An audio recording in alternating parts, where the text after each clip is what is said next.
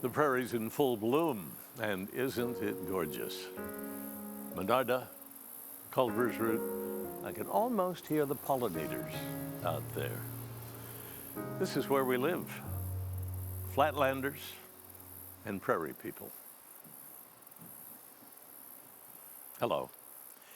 On this occasion of the 25th anniversary, it is time to praise the prairie. A journalism student from the East wanted to see the prairie that she'd heard so much about.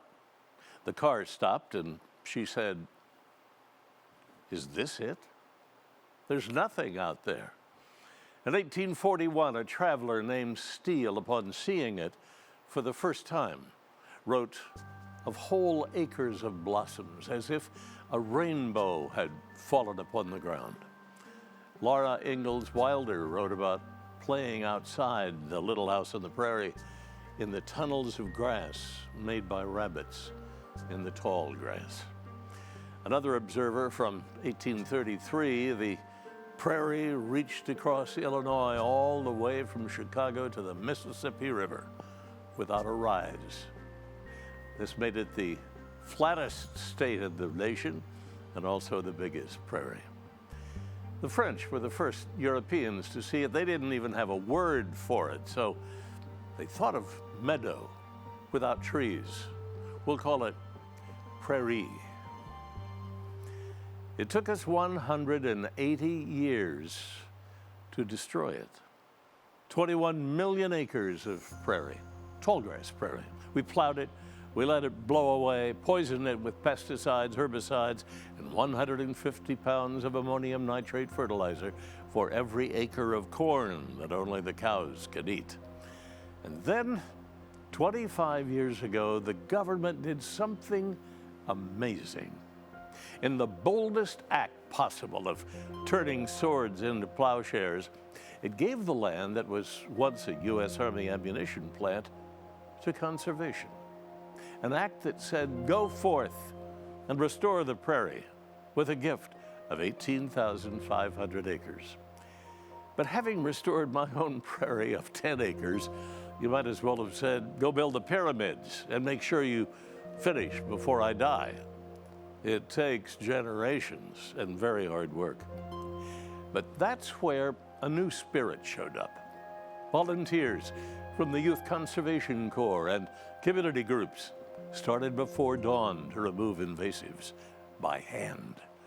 The National Forest Foundation joined with the Wetland Initiative in partnership with Midewin and developed a plan to connect the best restored parcels and join them into a 4,000-acre parcel on Midewin's west side. That task has already started with a matching grant from the Gaylord and Dorothy Donnelly Foundation and Grand Victoria Foundation. Since 2016, over 2,000 acres have been planted with native plants, using 13,000 pounds of native seed and over 100,000 plant plugs. And 21 of those old ammunition bunkers and miles of drain tile have been removed to allow wetlands hydrology to come back. If you can think of an alternative use, well, tell somebody. Maybe a science fiction movie about the house of the future. It adds up to a reduced human footprint, except for a planned visitor experience, trails and rest stops to observe 600 species of native prairie grasses and plants, many of them produced on site in 3 seed production gardens and several grass fields maintained by a dedicated volunteer workforce. Which brings me to a favorite addition, bison, that graze over 1,000 acres of grass. Bison were an important element of creating and maintaining the prairie. At one time, there were 60 million in North America. The Great Plains were their pasture. In Kansas, it took 5 days for the herd to pass over the railroad tracks. Here in northern Illinois, there were smaller herds, but no less important. Their hooves created pockets for pools of water. They smashed blades of grass and seeds into the soil to make new soil, and they kept out trees. After a herd of buffalo passed over, there weren't many of those surface plants left. The same with fire.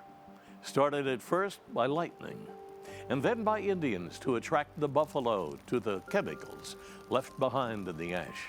And drought. Each condition put the prairie under stress. So the perennial native plants devised their own survival plan. They drove their roots deeper into the soil. For example, the annual plant of maize, and if there are any Ohio State alums watching, we'll call it corn. Don't worry. Its roots extend about 5 feet deep until they are plowed up every year. I'm about 5'10". How deep is 10 feet? This is a real photograph. We're going to plant 2 wheat plants. One on the left is traditional. Here is a native, deep-rooted prairie plant developed by the Land Institute of Kansas called Kernza. The traditional plant stops at about 5 feet. It'll be, as an annual, dug up, releasing the carbon for next year.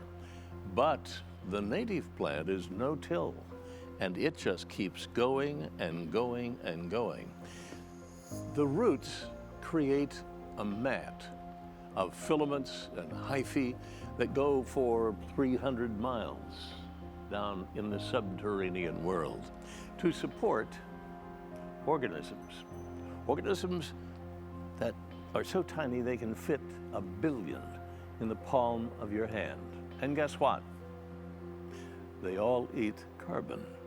So the photosynthesis cycle begins with absorbing carbon on the surface, and then what is not used is stored in our city below.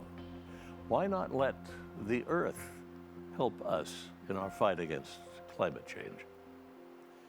For the last 2 years, a group of students and advisors have planted that deep-rooted Kernza wheatgrass that you saw here, north of Chicago on my land. And they compared the root system with regular wheat and soybeans. Although we learned it will take time for the deep roots to reach their depth, a couple of years with good water, the students from Northwestern Loyola and the Botanic Garden found that more carbon was indeed sequestered by the native plants than the annual. We thought so. There is a consensus that grasslands and native lands make up the largest carbon sink in the world other than the ocean, with more species than a tropical rainforest. The current thinking is to use the earth to reboot by regenerative farming, restoring wetlands, planting more perennial plants, which eliminates plowing, turning row crops back into natural prairie, and letting bison roam and stomp and distribute their fertilizer just like 150 years ago when they owned the prairie. The estimate by the director of Ohio State's Carbon Management and Sequestration Center, Ratan Lai, thinks restoring soils of degraded ecosystems has the potential to store 11 billion tons of CO2 emissions a year. Fossil fuels produce 32 billion tons a year. I suggest that Midewin will play a major role in climate change research and become a link to our heritage, to a new attitude toward the prairie, to share it, rather than continue the attitude that it's there for us to exploit and plow up and eventually destroy. It won't be long before the word will spread that here in Illinois is the biggest and best tallgrass prairie in the world, that soon will look as beautiful as mine.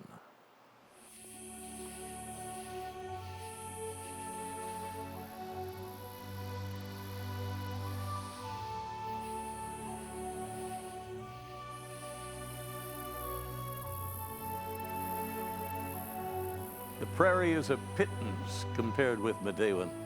Only 10 acres, planted in corn 50 years ago and then abandoned.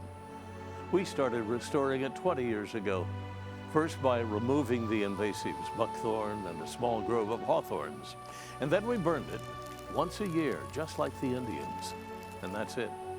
Year after year, the native prairie plants began to appear as if looking around to see if it was safe to come up. The roots of these liatris are 14 feet deep.